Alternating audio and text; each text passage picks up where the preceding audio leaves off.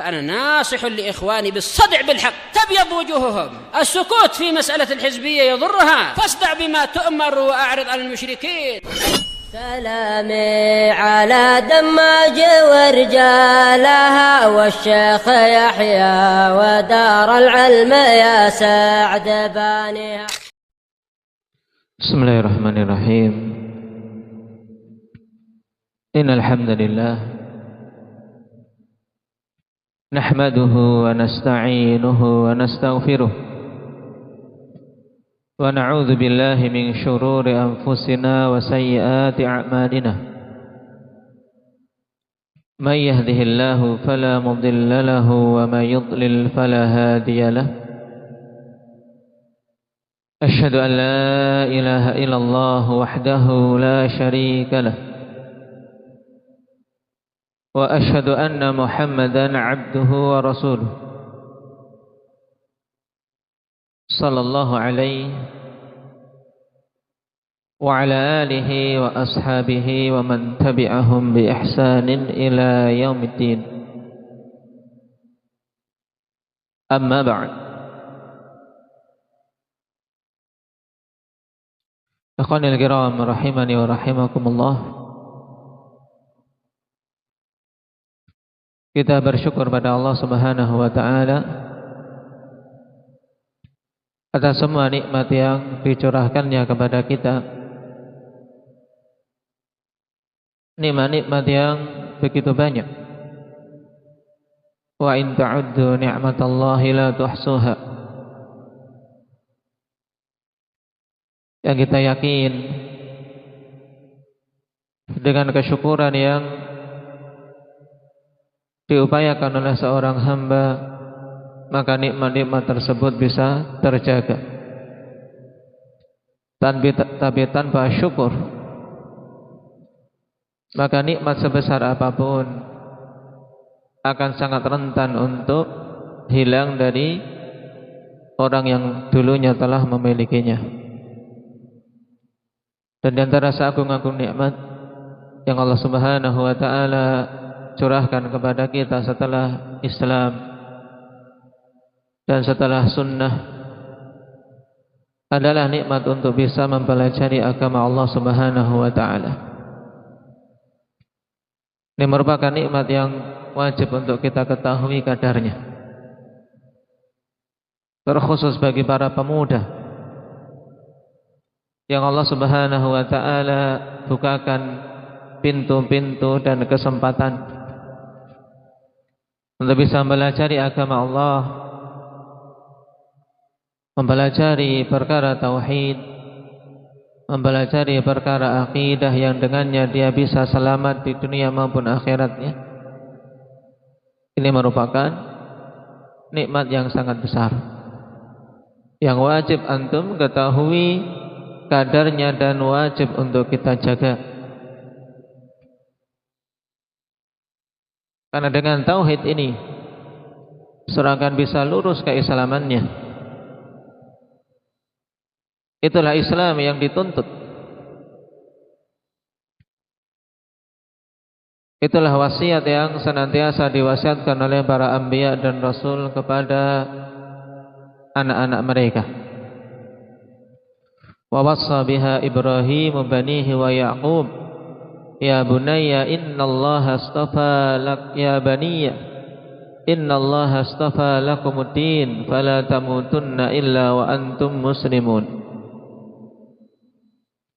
Dan mewasiatkan dengan hal ini, yaitu dengan agama tauhid. Nabiullah Ibrahim kepada anak-anaknya, demikian pula Nabiullah Yaqub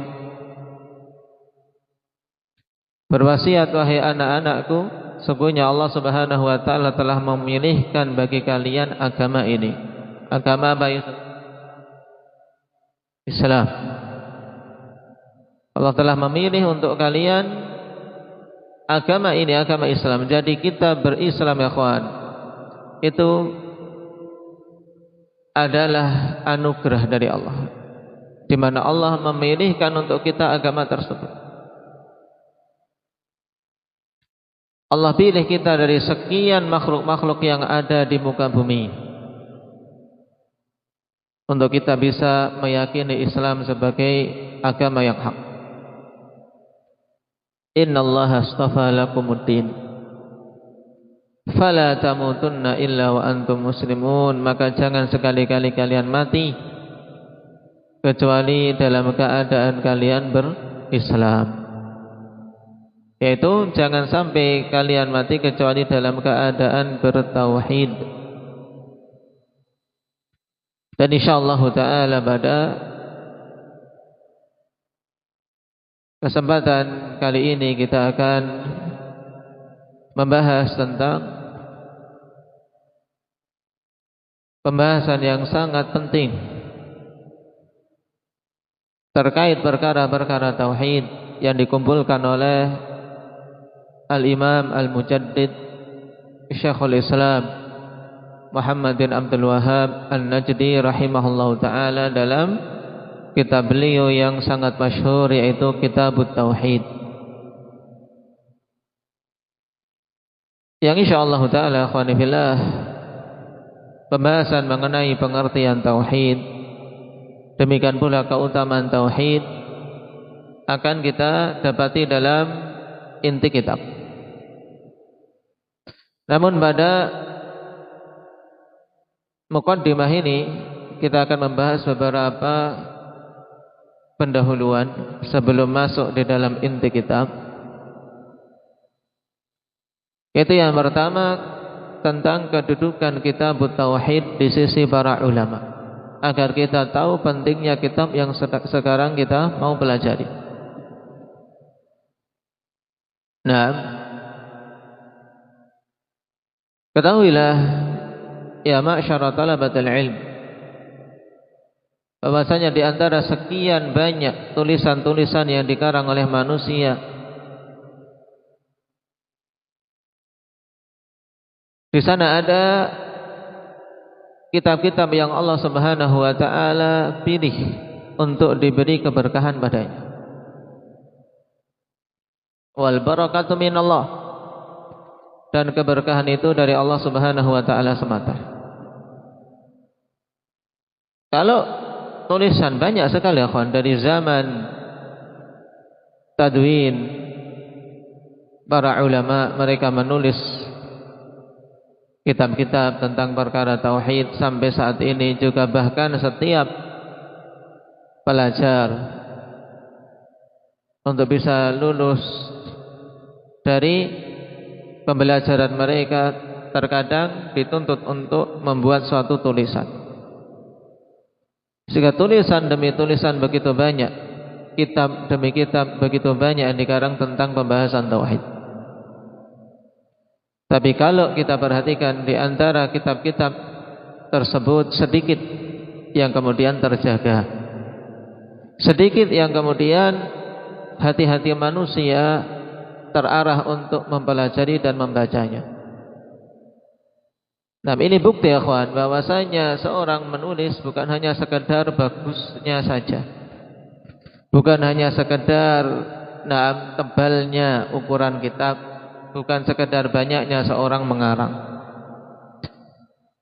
Akan tapi di antara hal yang sangat menentukan dijaganya suatu ilmu, dijaganya suatu karangan adalah keikhlasan. Selain kemapanan ilmu dari pengarang, juga keikhlasannya.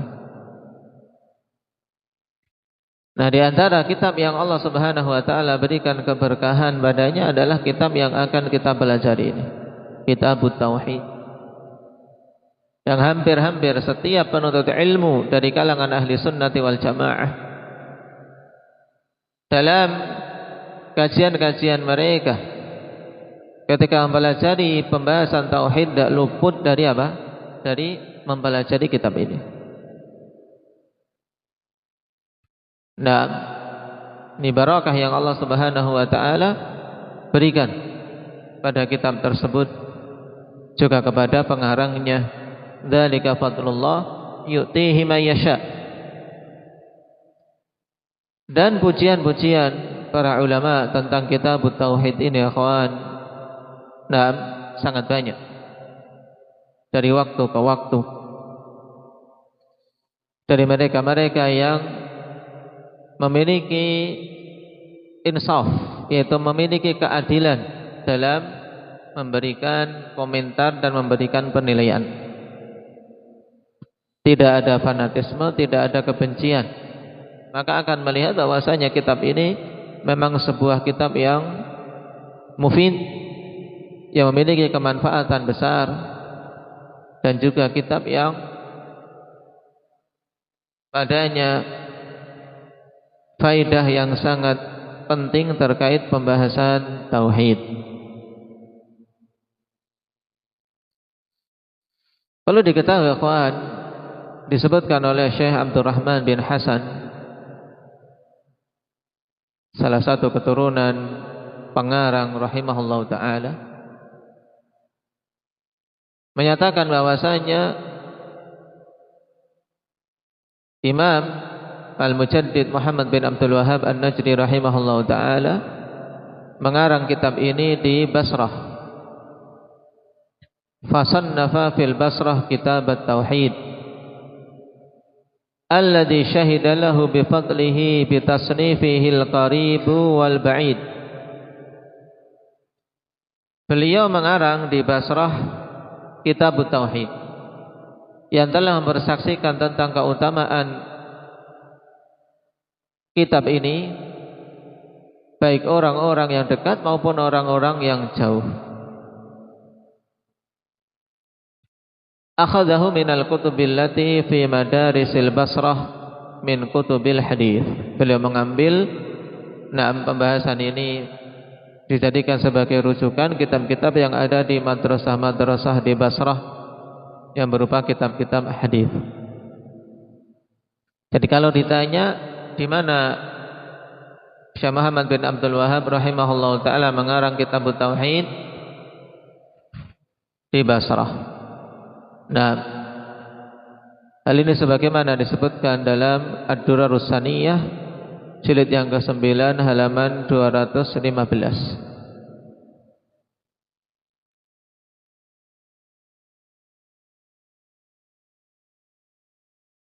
Dan kitab ini diakui kebagusannya oleh para a'immah, bukan sekedar penuntut ilmu, tapi para imam.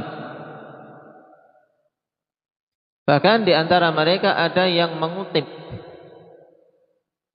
kitab tersebut dalam kitab karangan mereka, seperti yang dilakukan oleh Imam Asy-Syaukani rahimahullah ta'ala dalam kitab beliau Ad-Durrun Nadid fi Ikhlasi Kalimatit Tauhid. Beliau kutip pembahasan yang ada dalam kitab yang akan kita pelajari ini. Yang lainnya dari para ulama berupaya untuk mensyarahnya dalam kajian-kajian mereka atau dalam karangan-karangan mereka. Di antara kalimat-kalimat pujian tentang kitab ini, yaitu yang pertama dikatakan oleh Syekh Sulaiman bin Abdullah Al-Syekh dalam syarah beliau terhadap kitab tauhid, yaitu Taisirul Azizil Hamid. Yang ini di antara syarah-syarah awal untuk kitab tauhid, yaitu apa? Kitab Taisirul Azizil Hamid. Beliau mengatakan huwa kitabu fardin fi ma'nah lam yasbiqhu ilaihi sabiqun wala lahiqahu fihi lahiqun. Jadi merupakan kitab tunggal pada pembahasan tauhid, dalam artian kitab yang memang memiliki keunggulan di antara kitab-kitab yang lain. Belum ada yang mendahuluinya dengan karangan yang seperti itu, dan tidak ada yang mampu mengejarnya dari keutamaan dari orang-orang yang datang belakangan. Walaupun sekilas ada padanya mubalaghah, tapi ini menunjukkan tentang memang pentingnya kitab tauhid yang sebelumnya mereka tidak mendapati kitab yang dikarang khusus dalam pembahasan tauhid sebagus yang dikarang oleh Syekh Muhammad bin Abdul Wahhab rahimahullahu taala dalam kitab ini. Dan para a'immah, para ulama yang mengarang setelahnya, mereka biasa juga akan apa? Akan merujuk pada kitab tersebut. Dikatakan oleh Syekh Abdurrahman bin Hasan rahimahullah, fa inna kitab at-tauhid qad jaa badi'an fi ma'nah min bayan at-tauhid bi barahinih. Sungguhnya kitab tauhid ini telah datang dengan apa? Dengan atau dalam keadaan yang sangat bagus, berupa penjelasan tauhid dan memaparkannya, wa jama'at jumalan min adillatihi liidhahihi wa tabyinihi, dan menggabungkan sederetan dari dalil-dalilnya untuk menjelaskan dan memaparkannya. Fasara alaman lil muwahhidin wa hujjatan 'alal mulhidin fantafa'a bihil khalqul katsiru wal jammul ghafir. Sehingga jadilah ini menjadi apa? Menjadi mercusuar bagi ahli tauhid. Makanya akhwan, penuntut ilmu dari kalangan ahli sunnati wal jamaah yang mau mempelajari perkara tauhid, sebaiknya untuk menguasai kitab ini, baik dari sisi apa? Hafalan maupun dari sisi pemahaman. Oleh karena itulah metode kita dalam mempelajari kitab ini, ya kawan. Nah, yang pertama dituntut untuk hafal. Dan insyaallah mudah. Kenapa? Karena isinya adalah bab, kemudian ayat, kemudian hadis, dan apa? Athar. Baik. Jadi setelah seorang menghafal al-usulul thalathah, kemudian kalau dimudahkan al-qawaidul arba', di antara matan pembahasan tauhid yang jangan sampai luput adalah bab kitab tauhid ini. Nah, ini mencakup semuanya, kawan. Kalaulah seandainya belum menghafal yang sebelumnya, karena dulu belum mengikuti pembahasan-pembahasan yang awal, maka tetap kitab tauhid ini dihafal, dan insyaallah taala akan mencakup apa-apa yang telah lewat. Naam. Kemudian yang kedua, memahami maknanya. Yang ketiga, berupaya untuk menguasai pembagian-pembagian yang disebutkan akhwan terkait hukum-hukum yang nanti akan kita sebutkan dalam penjelasan bab demi bab.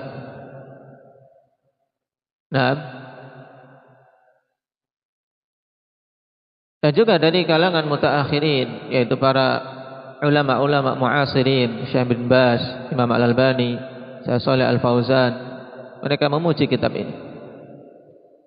Demikian pula Syekh bin Utsaimin rahimahullahu taala beliau mengatakan kitabun jalilun mufid. Kitab yang agung, yang sangat berfaedah. Kenapa? Karena isinya tadi Alkitab was sunnah, isinya kebenaran, isinya tentang pembahasan yang paling penting dalam kehidupan seseorang.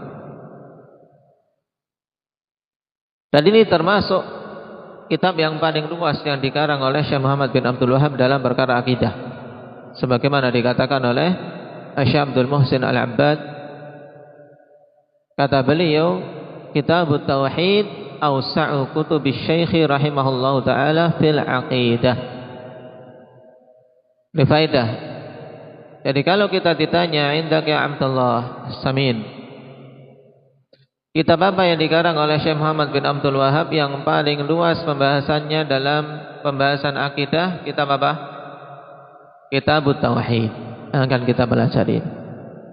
Karangan-karangan beliau banyak. Nah, pembahasan tentang perkara akidah yang paling luas yang beliau karang adalah apa? Kitabut tauhid ini. Taib. Syekh Mubil rahimahullah taala Beliau memberikan nasihat yang sangat bagus terkait kitab ini, ikhwan.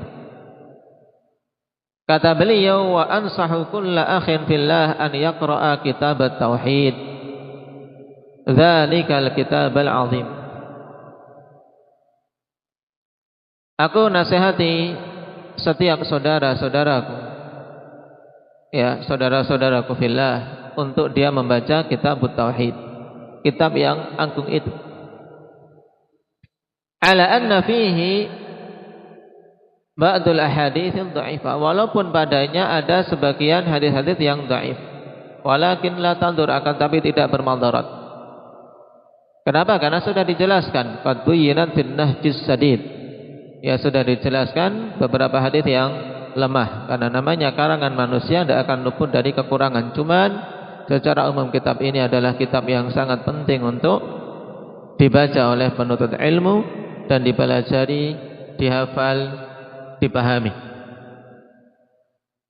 Nah, sehingga setiap muslim butuh kepada kitab ini.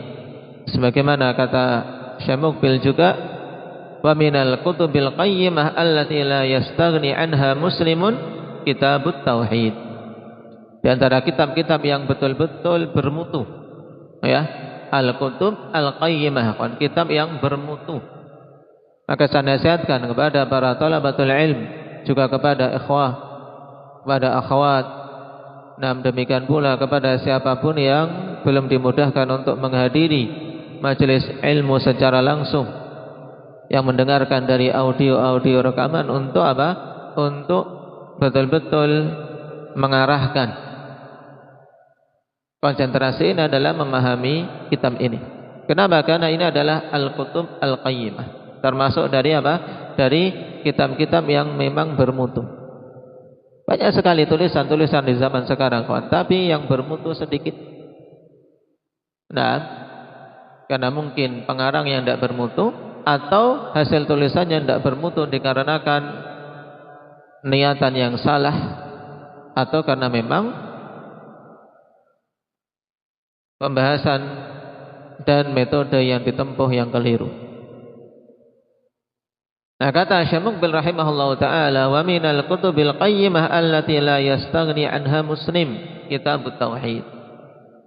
Di antara kitab yang bermutu yang seorang muslim senantiasa butuh terhadapnya, yaitu kitabut tauhid. Butuh setiap muslim terhadapnya. Baik. Dan Syekhuna Yahya hafizahullah ta'ala mengatakan ni'mal kitabuhu. Nah, ini pujian, ya, sebagai kitab dalam pembahasan tauhid adalah kitab tauhid ini. Nah, termasuk di antara kitab penting yang dipelajari oleh para talabatul ilm, juga diajarkan oleh para ulama dari waktu ke waktu. Maka ikhwan, setelah kita tahu bagusnya kitab ini dan juga kedudukan kitab ini di sisi para ulama, tinggal kita arahkan semangat kita dalam upaya menghafalnya, memahaminya. Kemudian kita apa? Kita amalkan. Kenapa? Karena pembahasan tauhid, pembahasan akidah, itu pembahasan paling penting untuk seseorang bisa selamat di dunia dan akhiratnya. Insyaallah akan kita ketahui dalam bab-bab yang akan kita ambil dalam kitab ini tentang pentingnya perkara tauhid dan keutamaan tauhid serta hal-hal yang lainnya. Baik, mungkin itu dulu untuk pertemuan kita yang pertama ini. Terkait apa? Kedudukan kitab tauhid di sisi para ulama. Dan antum mulai untuk apa? Untuk menghafal dari bab yang pertama. Tayyib, karena mudah dan sudah ada harokatnya. Kemudian sebelum lupa, kita memilih dari sekian banyak syarah kitab tauhid, kitab Al-Qaulus Sadid. Sebagaimana yang sudah ada di hadapan kita ini, Al-Qaulus Sadid fi Maqasidit Tauhid. Nah, yang dikarang oleh Imam As-Sa'di rahimahullahu taala, karena kitab ini juga di antara syarah yang ringkas yang Allah Subhanahu wa taala berikan padanya barokah. Nah, namun bersama dengan ringkasnya kalimat-kalimat dari pensyarah ikhwan, nah, padanya faidah. Kalimat-kalimat yang berbobot dari Imam As-Sa'di rahimahullahu taala sebagaimana kebiasaan dalam karangan-karangan beliau. Dan insyaallah taala dibutuhkan oleh kalian juga buku catatan dalam mempelajari kitab ini. Kenapa? Karena tentunya dalam membahas makna dari hadis, makna dari ayat, kemudian kandungan dalil-dalil tersebut akan kita tambahkan dalam kajian-kajian kita. Juga pembagian-pembagian terkait hukum-hukum tertentu, karena sebagian perkara butuh ada taksimat, butuh ada perincian.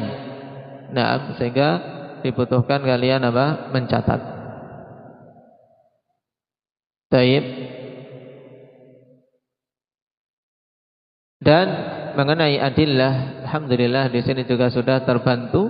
Kita bisa mengetahui mana yang sahih, mana yang dhaif dari hadis-hadis di luar sahihain. Demikian pula athar-athar dibawakan oleh Syekh dengan tahqiq dari akhuna Abul Abbas Yunus Al-Khatib hafizahullah taala.